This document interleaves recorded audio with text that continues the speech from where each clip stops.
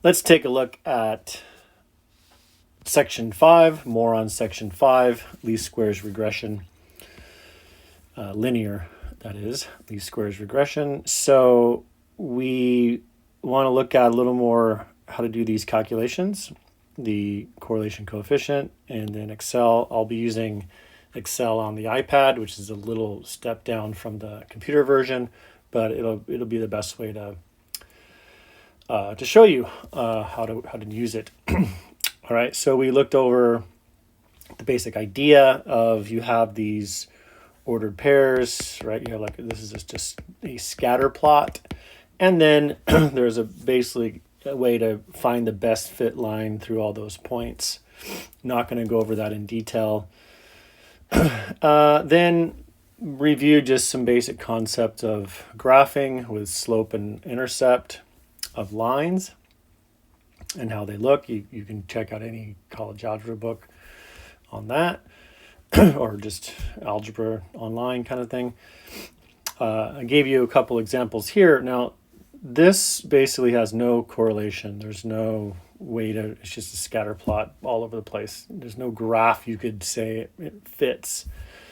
This one could be exponential. That's what exponential growth looks like.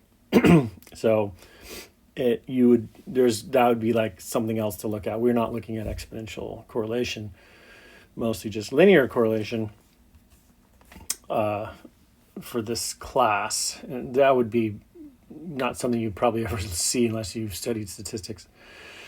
All right, then we use what's called the correlation coefficient, and I want to show you how to do this calculation in Excel. You can actually just hit the button, but I want to show you the steps just for practice. And so this is what the next question starts. So we're starting here. All right, so go ahead and we're going to use the data to find R and plot a regression line on Excel. And if you don't have Excel right now, you can just do this by hand or use your calculator to find the correlation coefficient. Okay, so when you look at this, we have, so it's a small data set, which is probably good for now. You treat these as x, y as ordered pairs, x comma y. And then you can plot those, but we're going to go right to how to do this in Excel. So we're going to look at these formulas and how to do those calculations. I'll show you what I can about that. Go ahead and calculate those by hand. Add it up and divide by the number. So how many are there? 1, 2, 3, 4, 5, 6. So you're in, we can see is 6. We're assuming this is a sample, so we'll use X bar and the sample standard deviation for S. Okay, so let's go ahead and, and then this, maybe write this down now. This is how you, once you have the charts, how you do the scatter plot. So first you click insert, then chart, and then there's a scatter. You can see it all scattered. Then you click layout. Now, it took a while for me to find this. There's nothing in there that says regression line. It just sits, I don't know, they dumb it down, I guess. So you look for layouts and choose the dotted line that looks like a regression line. I'll have to show you that. Okay, so I'm going to go and switch to Excel. I already have the table. Oops. Pretend that wasn't there.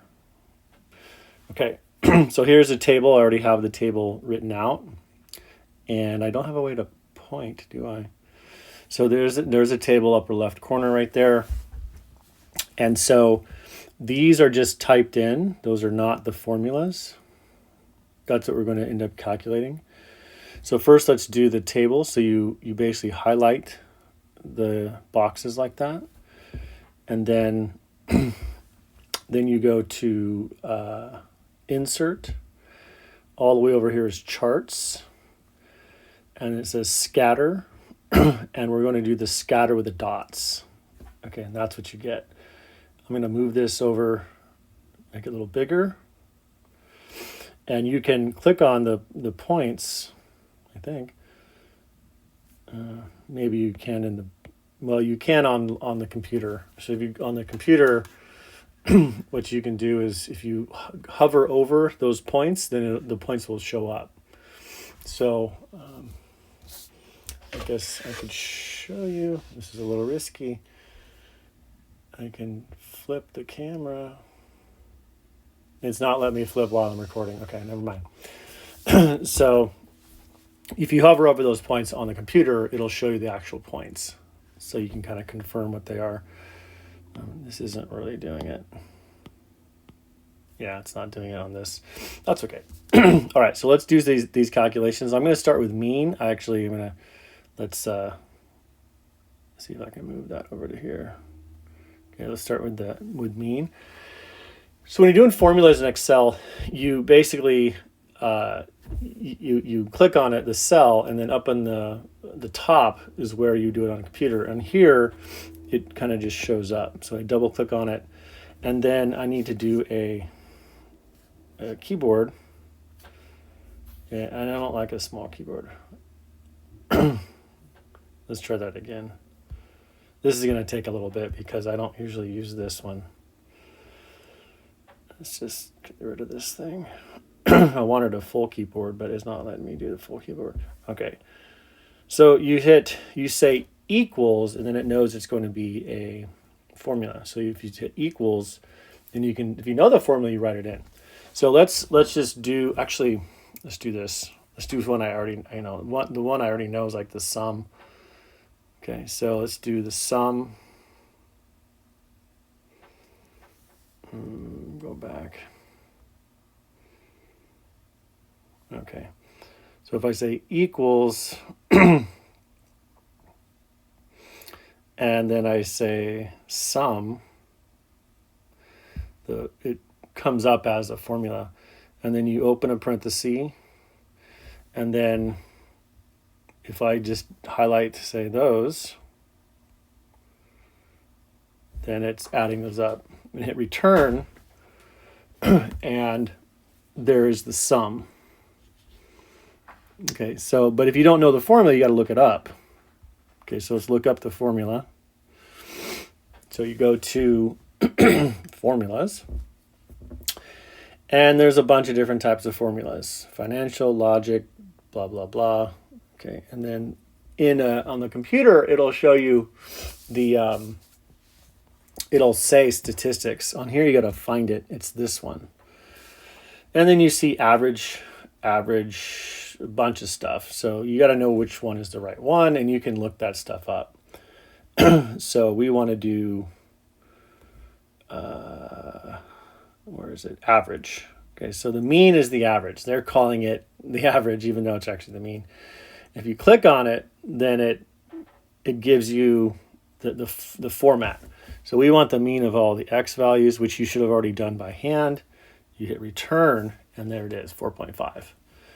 And then just do mean y. You do the same thing. If you're on a computer, you just copy it and paste it and reset it. It's really easier on a computer. But you're going to go to average, and we're going to click on that, drag it down, and then always hit return. Okay, so 6.2, and you can tidy up that if you wanted to. Okay, standard deviation. So let's find that. I haven't found this one yet, so they take a second. So standard deviation. QRS, there it is. So notice how it has standard deviation .p and standard deviation .s. So which one are we doing? So remember, it's population versus sample. So we're going to use it as sample. So you click on sample, standard deviation. And then we're doing that of x. And hit return. And then you do the same thing, standard deviation, S, and we do the y's. And then the covariance, you find the covariance. Let's see, it's going to be the C's. Keep going. Here it is. I had it earlier. Covariance. There it is. Same thing. Covariance population, covariance S. So we're doing S. And so covariance, you have the two arrays. So you're doing that array, and then you click on the other one, and you're doing that array. All right, so you need to do both of them because covariance is the product of those two. Hit return, it's 4.2. So then we can calculate R. I'm going to delete that.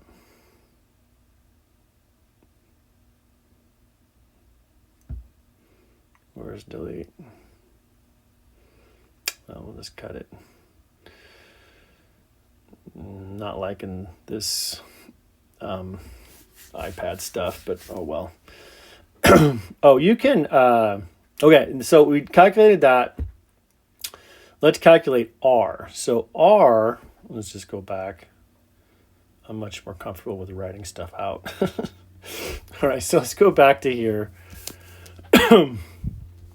Your R will be the calculation. It's SXY, which is the covariance, over SX, SY. So we did those already. So we could go back. I'm not going to actually do it there. There is a calculation to do that. Like you can just find R. So I'm going to do this. I'm going to say this is this is R. And then I'm going to write out the formula. So I'm going to actually divide the cells properly. So you would say, and I wish I could get the full keyboard. Let's see. Get rid of that. I'm just give me a second here.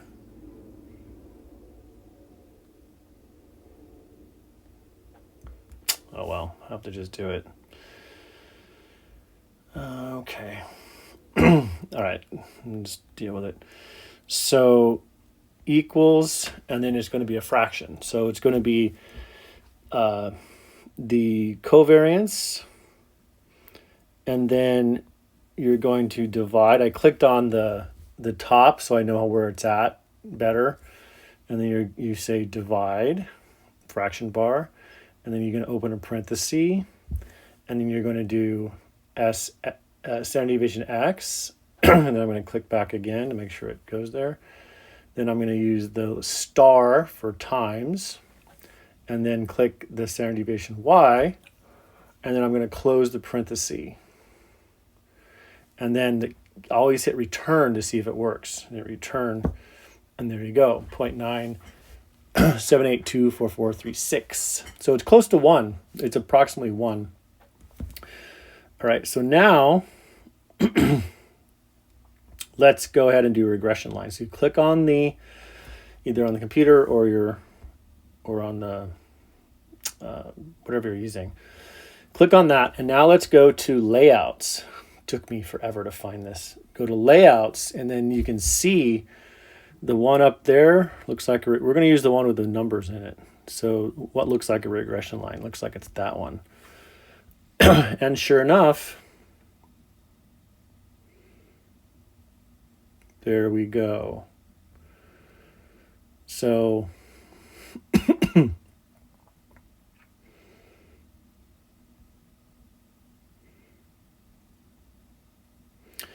okay, so the slope 1.2 is the line. You can see that it kind of hits a couple of lines almost exactly. The R squared is a 0.95, which is the square of that. So not really, so R squared would be that squared. So if you say, oh, that's now it comes up, equals, and then you do the previous one, and then you raise that. No, it didn't do it. You do the previous one, and then you got to go away from it. And then you raise that to the second. It didn't like that value. Okay, so I'm just going to multiply it twice. So you're going to do the previous one. So no, this is equals. And then you say the previous one. And then we're going to say times the previous one again. And then hit return. And then you can see that's the same as that r squared that it reported. I'm not sure why it reported the r squared. I want the r, but we'll get there. Just want you right now to be able to do these calculations, do this regression stuff. So try to get to here. If you can do what I just did, be able to say equals and do some of those formulas, we'll be in good shape for the future. This is more or less just warm up so that you know how to use these packages a little bit.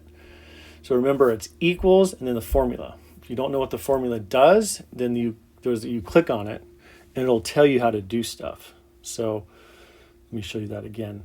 If you go to data, draw and insert formulas, and I think you click on that, counts the number of cells in the range that contain a number. Okay, that's cool.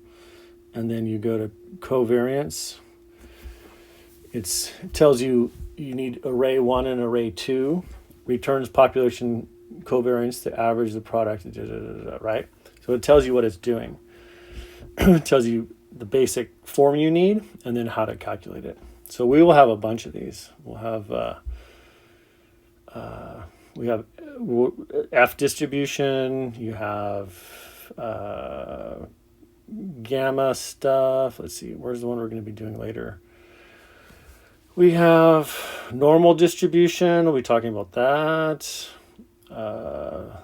What else? Probability, Poisson distribution. We'll do a little bit of that. Standard deviation. We already did those. Never mind. T. We'll do t-test, t-distribution. Z-test. Well, you can do that.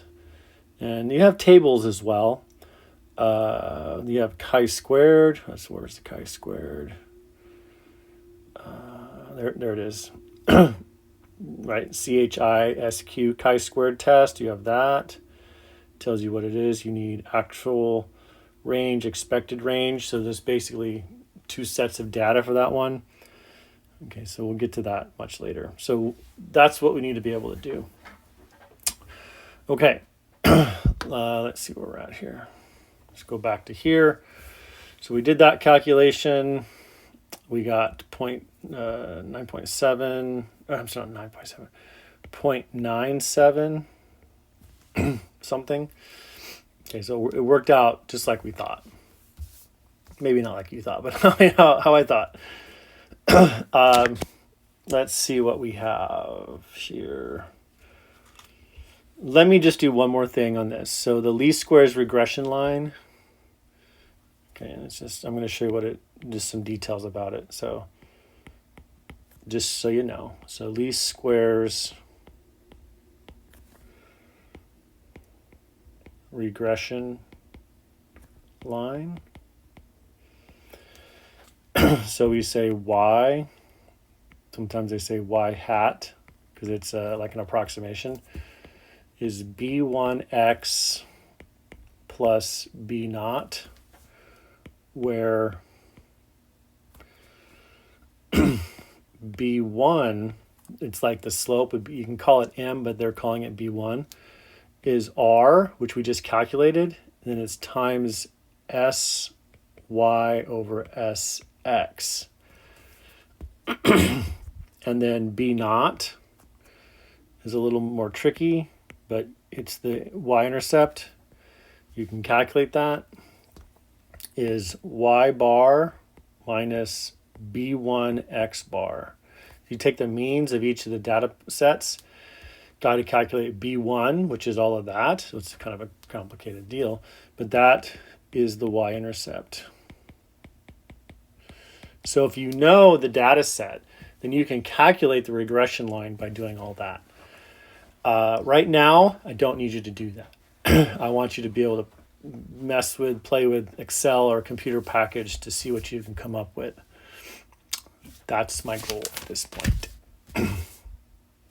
All right, I think that's what we have. Until next time, we'll see you in the next one.